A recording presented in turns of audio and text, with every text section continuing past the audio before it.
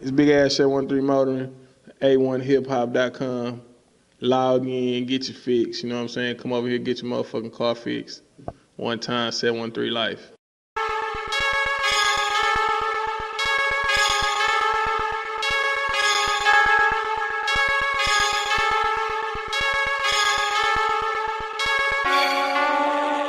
Yeah,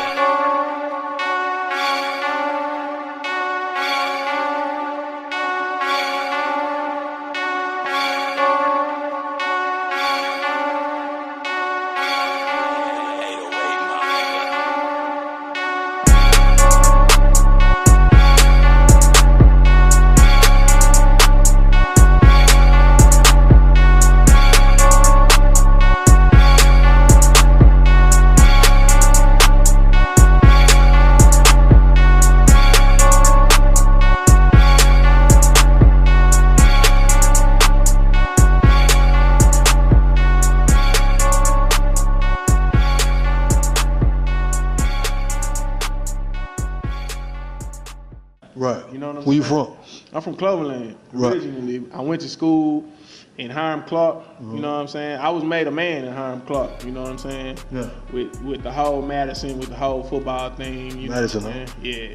Nigga really had to really grow up. Yeah. In Clark. You know what I'm saying? But my family is originally from Cloverland, and I grew up looking up to the Botany boys. You know what I'm saying? So that's what made you start at the coaching, seeing all that as a child.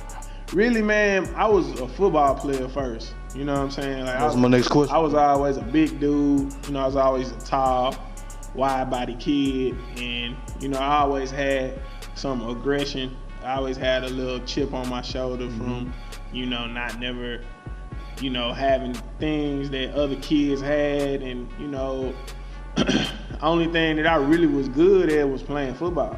And at that time, What you play? I played tackle. But I didn't play. I played every position on the O-line. But when I was a kid, you know, I got pretty good at pushing people around. So I was like, man, this is the way you can push people around, and you know, and you can organize that aggression. He wasn't a bully, people. Yeah, nah, I wasn't a bully. But then, you know, I went to middle school at Woodson. I played at Woodson, and then Coach Seals from Madison came over to Woodson and was like, you know, you need to come to Madison and play football. And I ended up going to Madison and playing football. And then, you know, football, me being in some kind of structured, organized setting, which I think all kids should do that. You know what I'm saying? Because it give you the chance to grow up, give you the chance to be accountable, be responsible. It give you, you know, you can interact. And then you can build a lot of connections with people from your childhood through sports. Like, they'll remember you. You know what I'm saying? Like, oh, you used to play for this team. I was woo-woo. You know what I'm saying? Right. It could build your network. I don't think that, you know, you should be sheltered. A lot these days, you know, you got a lot of kids, they growing up off the computer. You know what I'm saying? Man, I speak on that a lot.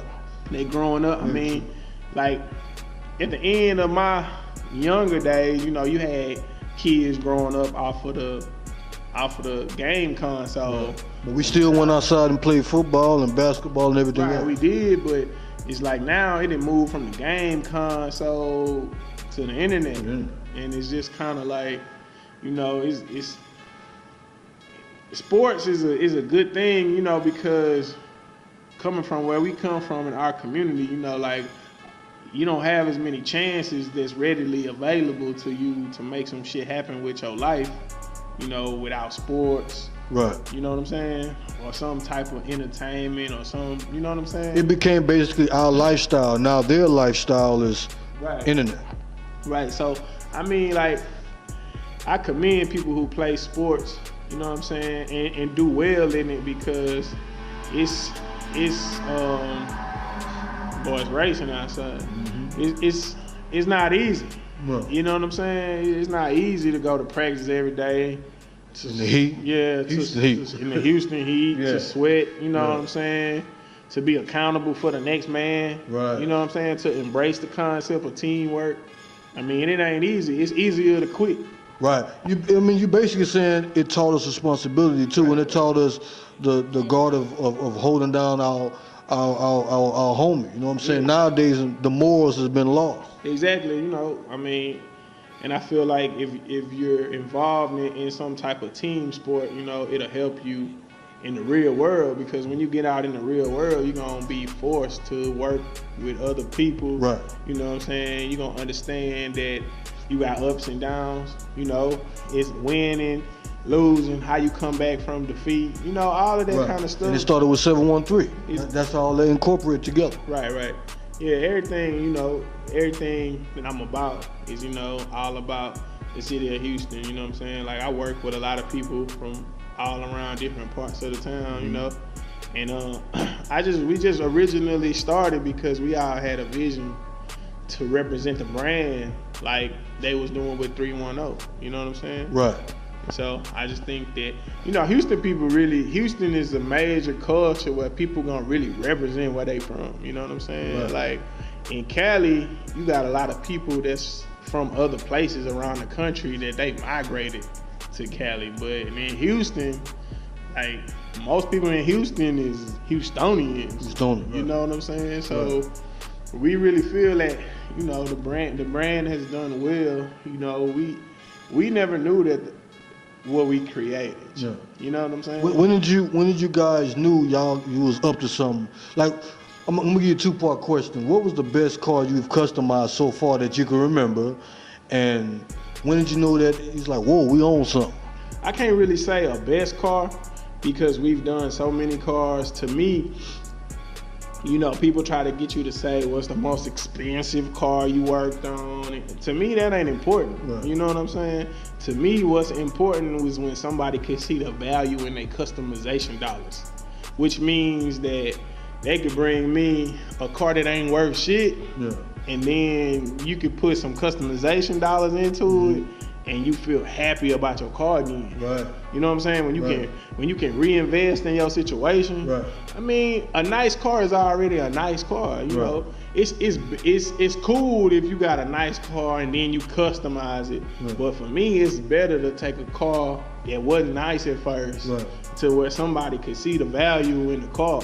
Keyword value. You know what I'm saying? Somebody can see the value. See, it's like me when I spend some money, like I want to see the value in the amount of money I spent. You know what I'm saying?